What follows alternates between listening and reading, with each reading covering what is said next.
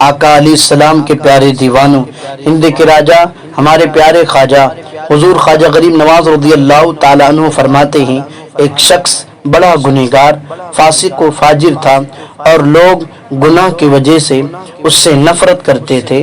جب اس گنہگار شخص کا انتقال ہو گیا تو کسی نے اس کو خواب میں دیکھا کہ اس کے سر پر تاج ہے اور جنتی لباس پہنے ہوئے ہے، فرشتوں کے ساتھ جنت میں داخل ہو رہا ہے۔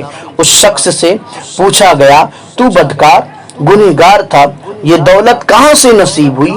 تو اس شخص نے جواب دیا کہ بے شک میں گنہگار تھا، بدکار تھا، میری گناہوں کی وجہ سے لوگ مجھ سے نفرت کرتے تھے، لیکن ایک نیکی کرتا، وہ یہ ہے کہ جب بھی اور جہاں بھی قرآن شریف کو دیکھتا تو کھڑا ہو جاتا اور بڑے ادب و احترام سے دیکھتا رہتا۔ اللہ تعالیٰ نے قرآن کریم کے ادب و احترام کے سبب مجھے بخش دیا اور فرشتوں کے ساتھ جنت میں داخل فرما دیا۔ سبحان اللہ۔